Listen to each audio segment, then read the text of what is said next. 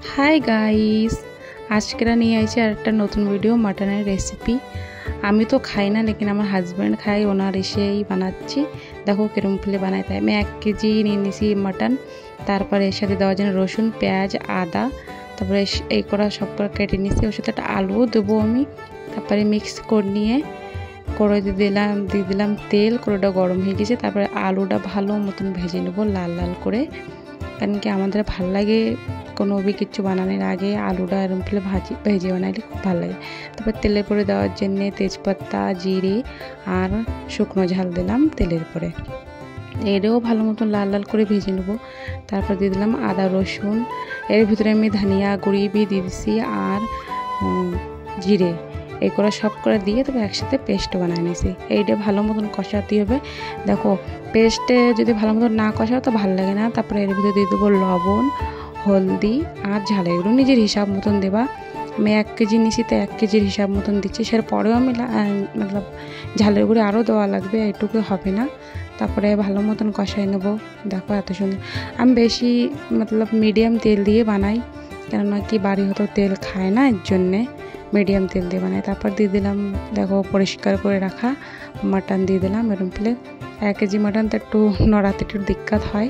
তারপর ভালো মতন কষাই নেবো। আমি যেরকম প্লে রান্না করি, তোমরাও যদি রান্না করো তা এরকম প্লে যেরকম রান্না করি সেরকম প্লে রান্না করলে ভালো লাগবে খাতে। তারপরে দিয়ে দিলাম আলুটা দিয়ে দেবো, এর সাথেও কষাই নেবো আলুটাও দেখো এত সুন্দর করে কষাই নেবো ভালো মতো লাল লাল করে। কষাই নেওয়ার পরে লাল লাল করে কষা নিলে এই হয় কি একটা গন্ধ থাকে, সেই গন্ধটা থাকে না। আমি তো খাই না, তাও মতলব আমি রান্না করি এরকম ফেলেই রান্না করি, আমার ধারে রান্না ইচ্ছা করে এরকম ফেলে। তারপরে আলু করে উঠিয়ে নিয়ে তারপর দিয়ে দেবো জল নিজের হিসাব মতন। আমি বেশি জল দেবো না, ঝোল বানাবো না, একটু গ্রেভি বানাবো, না ঝোল না গাঢ়, এরকম বানাবো, মিডিয়াম বানাবো আমি।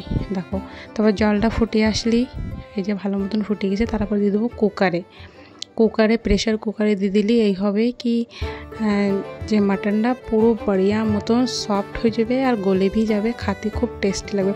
আমার হাজব্যান্ডের খুব ভালো লাগে এরকম ফেলে রান্না করি আমি, যেরকম কুকারে দিয়ে প্রেশার কুকারে দিয়ে সিটি লাগাই দেবো, তাই এরকম ফেলে ওনার ভালো লাগে। সিটি আমি 8টা লাগাইছি, তোমাকে হিসাব মতন দেখো। মাটন ভালো হইলে তো কম লাগে, আর একটু থাকলে একটু বেশি লাগে।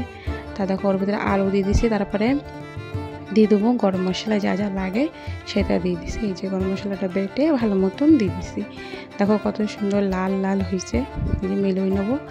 দেখো এত সুন্দর হয়েছে। এরকম ফেলে যদি তোমরা রান্না করো তো খুব সুন্দর লাগবে খাতি।